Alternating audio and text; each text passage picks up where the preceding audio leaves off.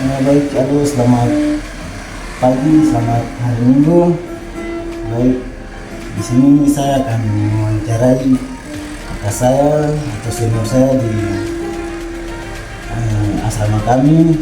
Tapi sebelum itu, perkenalkan, nama saya Maris Kenangaleng, NIM 2024 61051, jurusan Pendidikan Bahasa Indonesia di Unipa.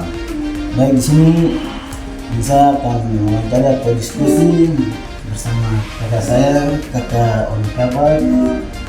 Om Kabar juga masih berkuliah di Universitas Papua, Fakultas Faperta, jurusan Teknik Pertanian dan Geosistem. Jadi di sini kita akan membahas tentang bagaimana pendidikan di Papua dan apakah pendidikan itu penting untuk orang Papua atau tidak. Karena melihat dari perkembangan global yang sudah terjadi di zaman sekarang ini, zaman modern. Ya baik, untuk itu langsung saja kita akan berdiskusi dengan cara kita. Ya, Oke. misalnya ya,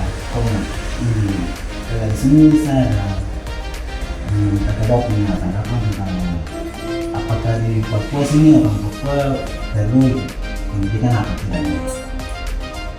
Iya baik, terima kasih lagi Maris, pertanyaannya sangat bagus.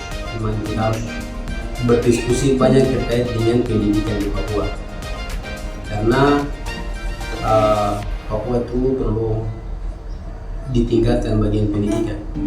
Dan pertanyaan Maris, Papua itu perlu apa? Pendidikan itu penting atau tidak? Nah, itu pertanyaannya paling bagus. Khusus untuk di Papua, kita melihat dengan realitas sekarang di Papua tuh dijuluki dengan daerah yang tertinggal. Kenapa disebut dengan daerah yang tertinggal? Nah, ini salah satu faktor yang menyebabkan adalah kita kekurangan tenaga pendidik di setiap sekolah. Itu menjadi salah satu faktor yang menyebabkan ketertinggalan pendidikan itu. Maka banyak pemuda yang tidak bersekolah hanya karena kekurangan tenaga pendidik. Maka di sini untuk pertanyaan ini saya juga berpendapat bahwa pendidikan itu sangat penting, karena kita mau melihat dunia luar atau untuk segala sesuatu itu kita harus berpendidikan dulu. Jadi pendidikan itu sangat penting. Banyak pelosok-pelosok di Papua dan di ini nih masih belum pendidikannya itu tertinggal. Maka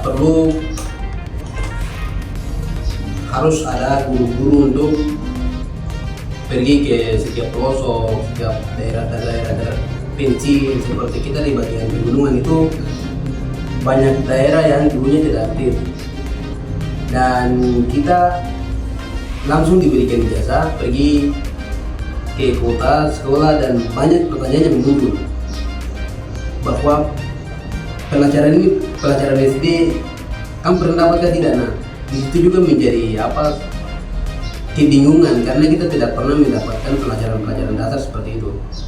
Maka bagian itu perlu diperhatikan. Jadi penting untuk pendidikan itu. Terima kasih ya. Saya tanggapi sedikit lagi tentang terkait dengan masalah pendidikan.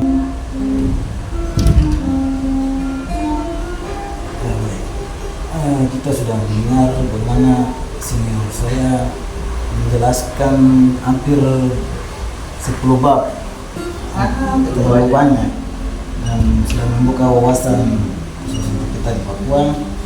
Sebelum menutup, mungkin ada pesan-pesan dari kakak untuk kita khusus orang-orang Papua tentang pendidikan untuk ke depan, apalagi di zaman digital, zaman modern.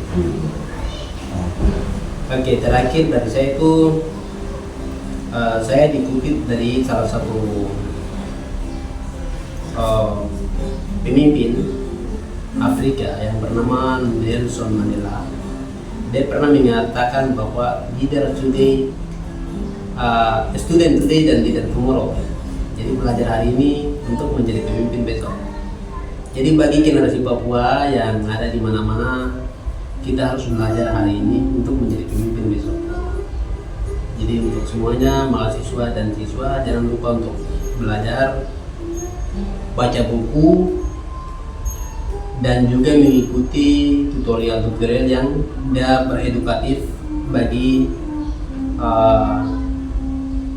generasi dan juga bagi kita semua.